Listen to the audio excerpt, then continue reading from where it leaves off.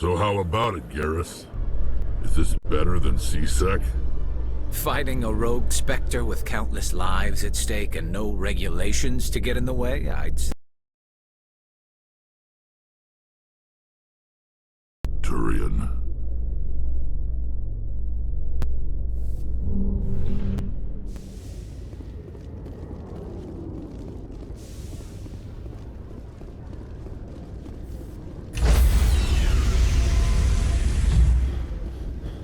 Stand by, shore party. Decontamination in progress.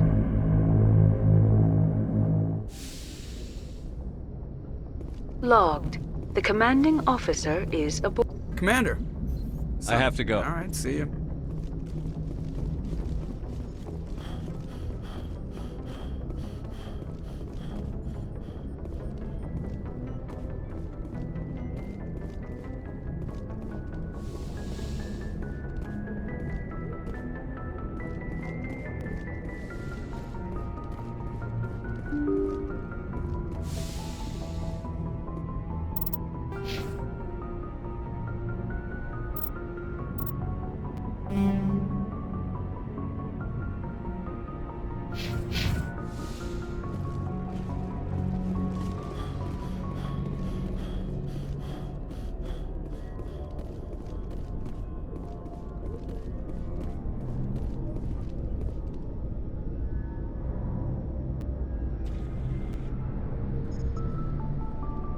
Anything you need, Commander?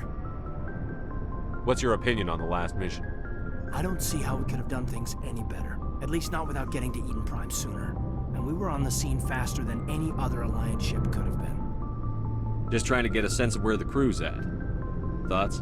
I've wasted enough of your time for now, Commander. We'll have time for personal debriefings later. We'll talk another time. Commander?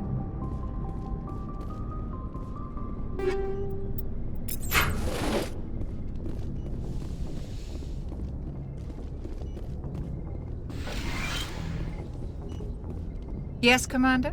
Is there something you need? How did you serving on an Alliance I ship? enlisted right out of med school. But humanity needs the Alliance. Ever think you need... But there's something special about working on soldiers. If I left... Goodbye, Commander.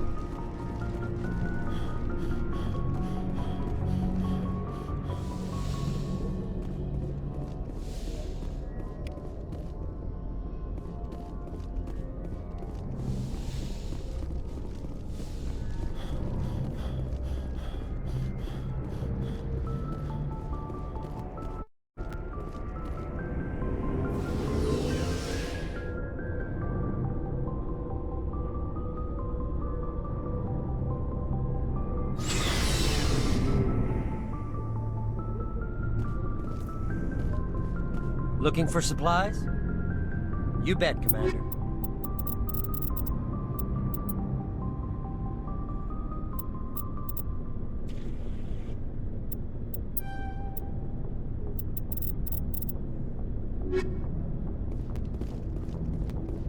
Thanks for bringing me on board, Commander. I knew working with the Spectre would be better than life at C-Sec. Have you worked with a Spectre before? Well, no, but I know what they're like. Spectres make their own rules. You're free to handle things your way. At C-Sec, you're buried by rules. The damn bureaucrats are always on your back. For the most part, the rules are there for a reason. Maybe. But sometimes it feels like the rules are only there to stop me from doing my work. If I'm trying to take down a suspect, it shouldn't matter how I do it, as long as I do it. But C-Sec wants it done their way. Protocol and procedure come first. That's why I left. So you just quit because you didn't like the way they do things? There's more to it than that. It didn't start out bad, but as I rose in ranks, I got saddled with more and more red tape. C-Sec's handling of Saren was typical. I just couldn't take it anymore. I hate leaving. I hope you made the right choice. I'd hate for you to regret it later. Well, that's sort of why I teamed up with you. It's a chance for me to get off the Citadel, see how things are done outside C-Sec. Either way, I plan to make the most of this. And without CSEC headquarters looking over my shoulder, well, maybe I can get the job done my way for a change. If getting the job done means endangering innocent people, then no. We get the job done right, not fast. Got it? I wasn't trying to... I understand, Commander.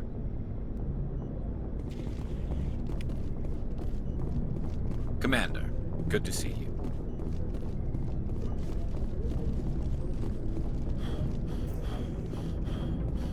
Nice ship you've got, Shepard. What can I do for you? What's your story, Rex? There's no story. Go ask the Quarian if you want stories. You Krogan live for centuries. Don't tell me you haven't had a few interesting adventures. Well, there was this one time the Turians almost wiped out our entire race. That was fun. I heard about that. You know, they almost did the same to us. It's not the same. It seems pretty much the same to me. So your people were infected with a genetic mutation? An infection that makes only a few in 1,000 children survive birth?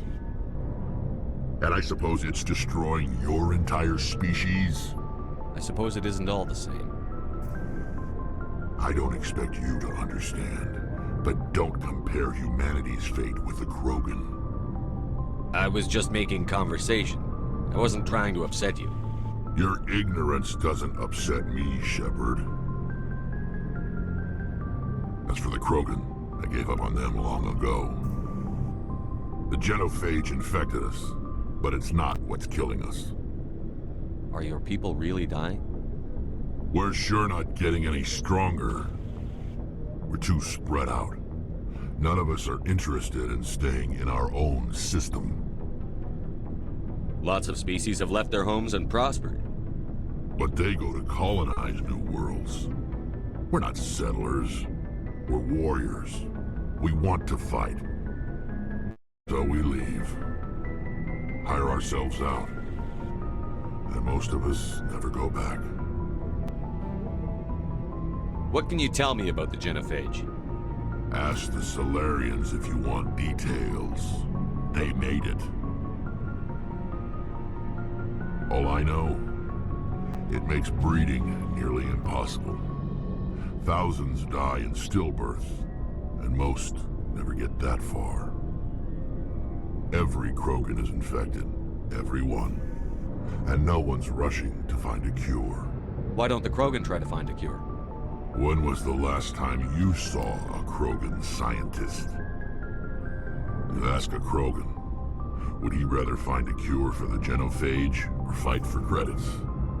They'll choose fighting every time. It's just who we are, Shepard. I can't change that. Nobody can. So long, Rex. Shepard.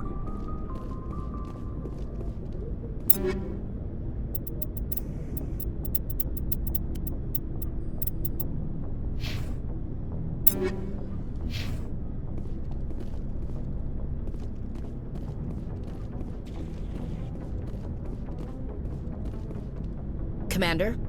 What's your opinion on the last mission? Kinda wish you'd got there sooner, Commander. No offense, I appreciate the rescue. I just wish...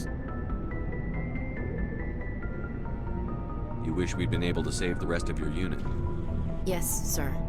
If I had been more alert, we wouldn't have been cut down by an ambush. The Geth are perfect ambushers. They don't move, they don't make noise, they don't even breathe. Sir, they have flashlight heads. I'll make sure it doesn't happen again. Do you have a few minutes to talk? I'm sorry, Commander. I wouldn't mind talking more later, though. Dismissed, Chief. Sir.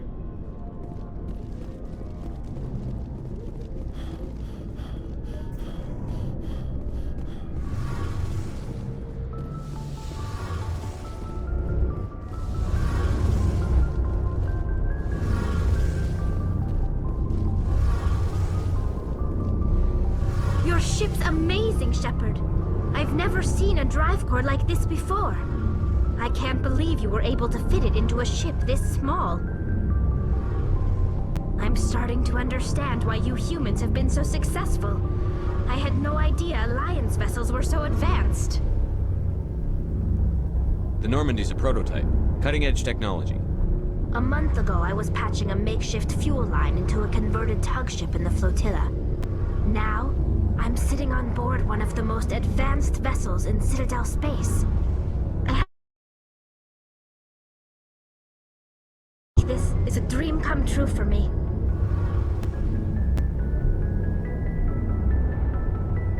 I had no idea you found ship technology so interesting. It comes with being a Quarian. The migrant fleet is the key to the survival of my people. Ships are our most valuable resource. But we don't have anything like this. We make do with cast-offs and second-hand equipment. We just try to keep them running for as long as we can. Some of the fleet's larger vessels date all the way back to our original flight from the Geth. I can't believe your fleet's still using ships that are 3 centuries old. They're constantly being repaired, modified, and refitted. They aren't pretty, but they work. Mostly. We've tried to make ourselves as independent as possible on the flotilla, grow our own food, mine, and process our own fuel. But some things we just can't make on our own. A patch to maintain the hull integrity requires raw materials we just don't have. That's why our pilgrimages are so important. Tell me about your people. Our lives aren't easy. Resources are scarce, and we are constantly on the move. Everything we do must in some way contribute to the continuation of the migrant fleet. There are 17 million Quarians in the flotilla, and each of us relies on the others for survival. The bonds among my people are strong. Unfortunately, we have had to surrender many of the freedoms and civil liberties other species take for granted. What kind of freedoms? Well, it's illegal for parents to have more than one child. If our population grows too much, it would strain our resources to their breaking point. Of course, we also can't allow our numbers to become too few. If our population is in decline, the rule against single births is temporarily repealed. In extreme cases of population decline, incentives are even offered to encourage multiple births, though the Conclave hasn't had to take such measures in nearly a century. That's your government. The Conclave is our civilian branch of government. Each ship can elect a representative to serve on the Conclave and make decisions that affect the fleet as a whole. On matters that affect an individual ship, however, the captain has the final say. It's a tradition that dates back to the early days, when the fleet was governed by martial law. Fortunately, most captains nowadays are smart enough to have an elected council from their crew to give them advice and guidance. So the ultimate power rests with elected officials. In practice, the Conclave and the respective council for each ship tend to set the rules that govern our daily lives. But in theory, we are still under military jurisdiction. The 5 top-ranking military officials in the fleet serve on the Admiralty Board. These 5 have the power to overrule any decision by the Conclave in case of emergency. To do so requires unanimous agreement among the Admiralty, and they can only do this once. After that, the entire board must resign their posts. It's a safeguard that served us well. In nearly 3 centuries, the Admiralty Board has only overruled the Conclave 4 times. I want to know more about the Geth. I doubt I can tell you anything you don't already know. It's been almost 3 centuries since they drove my people into exile. All I know is the story of their origins, what they were when we created them, and how they turned on us. Interesting. The Geth were originally created to serve as an automated manual labor force. Initially, their intelligence was as limited as any VI. Over time, we made small modifications to their programming to allow them to perform more varied and complex tasks, bringing them closer and closer to true AI status. How come the Council didn't step in and stop you? This wasn't true AI research. We may have been skirting the bounds of the law, but we never did anything that was actually illegal. The changes were so insignificant, so gradual, that we were able to control them. Or so we thought. But one thing we underestimated was the power of the neural network. A million Geth thinking simultaneously created an inherently unstable matrix. So, the Geth share brain power? Many of the Geth's logic systems were designed to work in concert with other nearby Geth. Basically, the more of them you have in a group, the smarter they are. So there's some sort of group consciousness. No, nothing like that. They cannot share sensory data or information. Their programming cannot handle that much simultaneous input. Each Geth maintains an individual awareness and identity. The neural network only operates on a process-based level. It's basically the synthetic equivalent of a subconscious. But when they're in close proximity, they can coordinate low-level functional processes, freeing up more capacity for original or independent thought. That doesn't make any sense. I'm probably oversimplifying. The Geth are incredibly advanced and complex creations.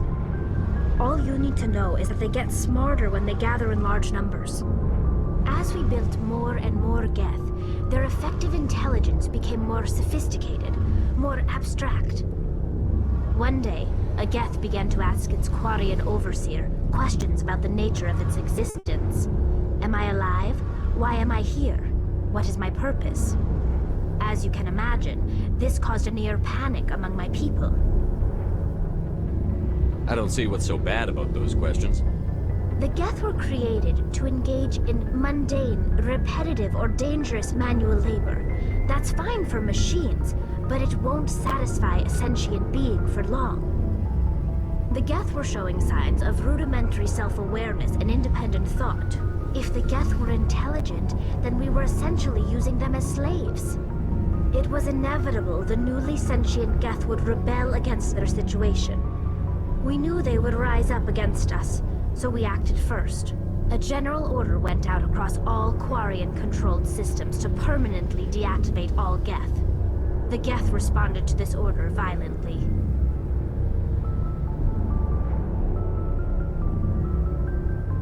You can't blame them for fighting for their survival. We had no other choice. The Geth were already on the verge of revolution. By acting quickly, we had a chance to end the war before it began. The hope was that most of the Geth would still be little more than machines, incapable of organized resistance. But they had progressed much further than anyone anticipated. The war was long and bloody. Millions upon millions of Quarians died at their hands. In the end, we were forced to flee our own homeworld. We feared the Geth would pursue us, but they never came beyond the Veil. Now we drift through space, exile searching for a way to reclaim what was once ours. I want to know more about the pilgrimage. When my people reach maturity, we leave our birth ships and seek acceptance with a new crew. It's necessary to maintain genetic diversity among the fleet.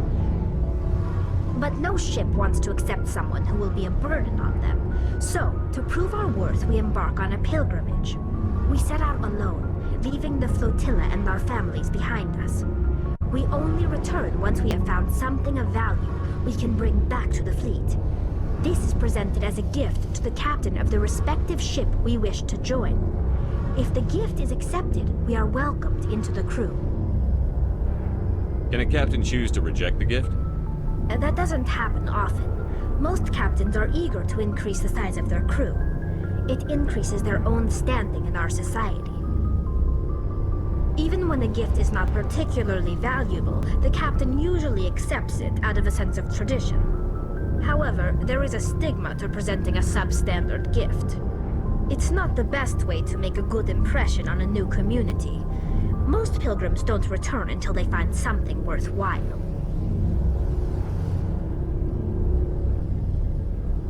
I can't believe they just send you off alone. It's not like they just cast us out.